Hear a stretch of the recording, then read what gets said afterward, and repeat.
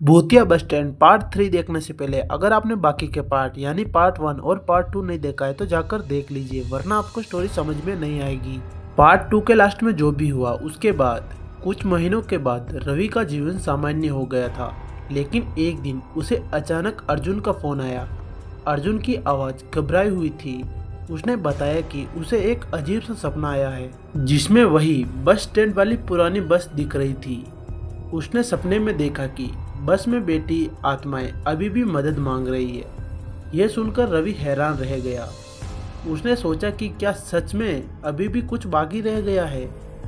रवि ने अर्जुन को शांत किया और अगले दिन उससे मिलने का वादा किया। जब वो दोनों मिले तो अर्जुन ने विस्तार से बताया कि खिड़कियों में कुछ लोग बाहर झांक रहे थे और मदद के लिए पुकार रहे थे। सपने में वही लड़की थी जिसने पहली बार उन्हें आत्माओं की मुक्ति की बात बताई थी। रवि और अर्जुन ने तय किया कि उन्हें बस का रहस्य पूरी तरह से हल करना होगा।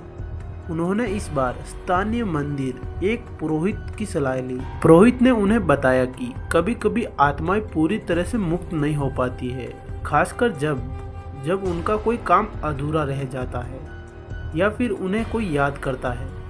पुरोहित ने उन्हें बताया कि उन्हें एक विशेष पूजा करनी होगी जिसमें उन आत्माओं की मुक्ति के लिए विशेष मंत्रों का जाप करना होगा। रवि और अर्जुन और उनके बाकी के दोस्त सुमित और नेहा एक बार फिर से बस स्टैंड पर गए।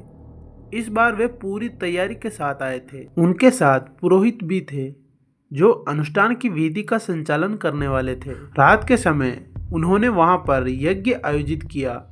पुरोहित ने मंत्रों का जाप करना शुरू किया। वहां मौजूद सभी आत्माओं को शांति की प्रार्थना की। जैसे जैसे यज्ञ आगे बढ़ा, वहां का माहौल हल्का और शांत होने लगा। अचानक बस के अंदर से एक हल्की सी रोशनी निकली। सभी ने देखा कि वे लड़की जो पहले दिखाई दी थी, वही लड़की बस के दरवाजे पर खड़ी उसे मुस्कुराते हुए कहा, आप सभी का धन्यवाद, अब हमें शांति मिलेगी। लड़की ने अपनी कहानी सुनाई। उसने बताया कि वे और उनके परिवार के कुछ सदस्य बस दुर्घटना में मारे गए थे। उनका अंतिम संस्कार सही तरीके से नहीं किया गया था, इसीलिए उनकी आत्माएं वहीं भटक रही है। जब रवि और उनके दोस्तों ने उनके लिए प्रार्थना की तो उनके लिए उम्मीद की एक किरण मिली, लेकिन कुछ आत्माएं अब भी अपने अधूरे कामों के कारण मुक्त नहीं हो पा रही थी। पुरोहित ने कहा, अब जब सब आत्माएं अपनी बात कह चुकी है तो अब उन सबको शांति मिल ही जाएगी। इस यज्ञ के बाद वे अपनी अंतिम यात्रा पर जा सकेगी। यज्ञ पूरा होने के बाद बस स्टैंड का माहौल पूरी तरह से बदल चुका था। वहां अब कोई अजीब सी ठंडक नहीं थी, न ही किसी आत्मा का एहसास। रवि और उसके दोस्तों ने राहत की सांस ली।